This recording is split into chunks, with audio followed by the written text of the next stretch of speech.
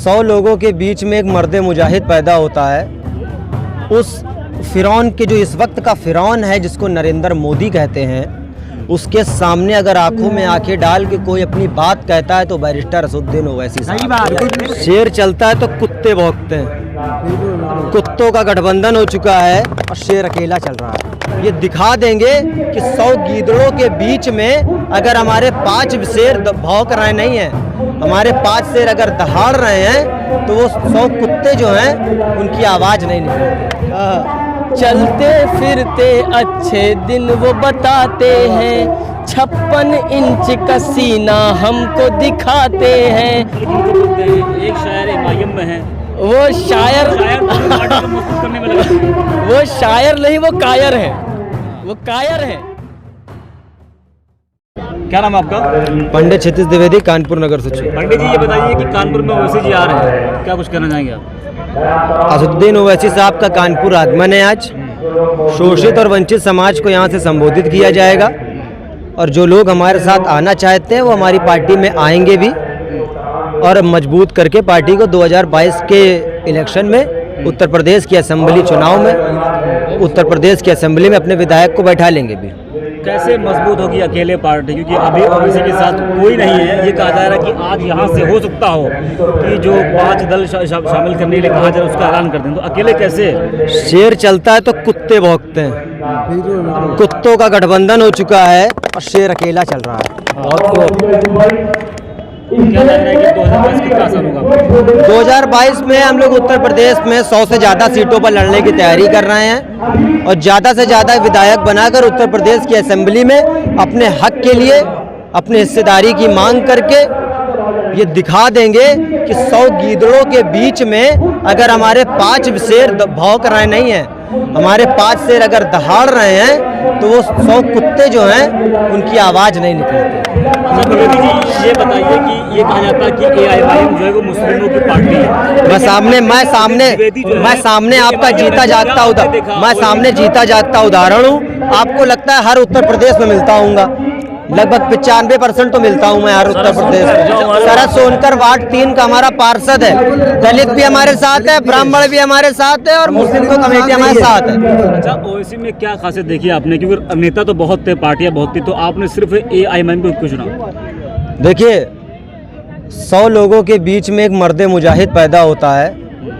उस फिरौन के जो इस वक्त का फिरौन है, जिसको नरेंद्र मोदी कहते हैं, उसके सामने अगर आंखों में आंखें डाल के कोई अपनी बात कहता है तो बैरिस्टर असदुद्दीन ओवैसी साहब। बिल्कुल सही बात है।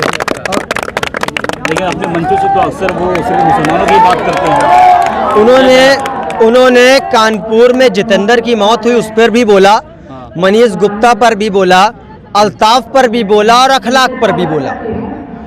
उन्होंने ये नहीं समझा कि ये मुसलमान है, ये दलित है, ये कोई है।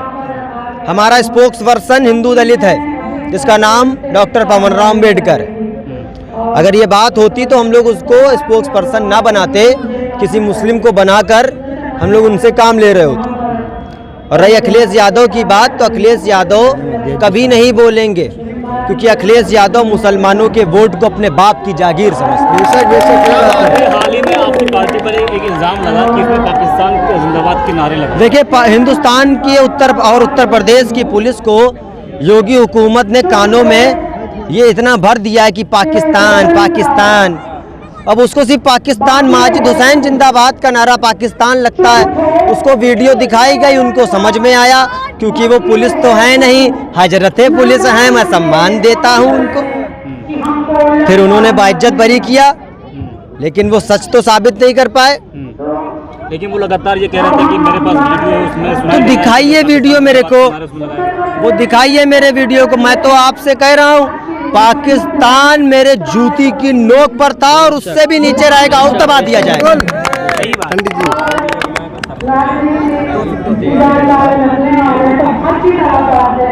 क्या नाम आपका? तौफीक अहमद खान, मैं लखनऊ जिला प्रवक्ता। तौफीक जी, ये बताइए कि जो है क्या लग रहा है कि अकेले ओवैसी जी 22 के रण में उतर रहे हैं तो कितना आसान होगा उनके लिए? देखिए, शेर जो है जंगल में अकेला ही होता है, बिल्कुल बिल्कुल सही ठीक है। अगर जो गीदड़ हमारे साथ नहीं आ रहे हमें दिक्कत नहीं है, लेकिन शेर का साथ देने मुझे मालूम है सिर्फ शेर ही आएंगे। और आप देखेंगे इंशाल्लाह चुनाव से पहले असदुद्दीन ओवैसी के साथ वो शेर लोग आएंगे। शेर का नाम लिया आपने तो मुझे याद है कि आप शायर भी हैं जी, कुछ आप सुनाएंगे? देखिए एक शेर मैं सुनाना चाहता हूँ आपको। अपने आप को चौकीदार कहते हैं नरेंद्र मोदी जी। मैं एक बात कहता हूँ कि चलते फिरते अच्छे दिन वो बताते हैं, चलते फिरते अच्छे दिन वो बताते हैं, 56 इंच का सीना हमको दिखाते हैं। एक नीरव मोदी को रोक सके ना तुम, एक नीरव मोदी को रोक सके ना तुम, साहिब खुद को चौकीदार बताते हैं, साहिब खुद को चौकीदार बताते हैं। तो मैं यही बात कहना चाहता हूँ कि हमसे कहा गया कि काला धन आएगा, 15 लाख आएंगे, कोई पैसा लेके भाग नहीं पाएगा। मालिया भी भाग गया, नीरव मोदी भी भाग गया, अच्छे अच्छे भाग गए, लेकिन साहब सो रहे थे। तो मैंने ये शेर कह दिया। एक शायर कांग्रेस में है, हाँ, इमरान प्रताप गोली किनको बोलते हैं, एक शायर एमआईएम में है। वो शायर दोनों पार्टी को मजबूत करने में लगा। वो शायर नहीं, वो कायर है, वो कायर है। वो कायर यूं है कि जब हैदराबाद गए, जब हैदराबाद गए तो हैदराबाद में कहने लगे मेरे हिंदुस्तान में तेरा अकबर बोल रहा हूँ। जब अतीक अहमद की सरजमीन पे गए तो उनको कहने लगे, जब कांग्रेस में गए तो कांग्रेस को, समाजवादी में गए समाजवादी को।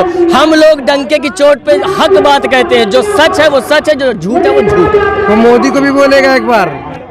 100 लोगों के बीच में एक मर्द मुजाहिद पैदा होता है।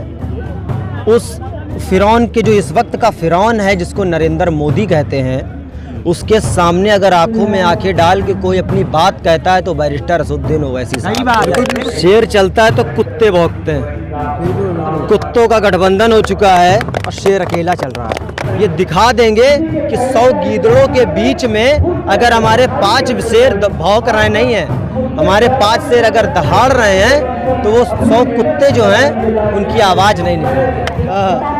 चलते फिरते अच्छे दिन वो बताते हैं, 56 इंच का सीना हमको दिखाते हैं। किनको बोलते हैं, एक शायर एमआईएम में है। वो शायर दोनों पार्टी को मजबूत करने में लगा। वो शायर नहीं, वो कायर है।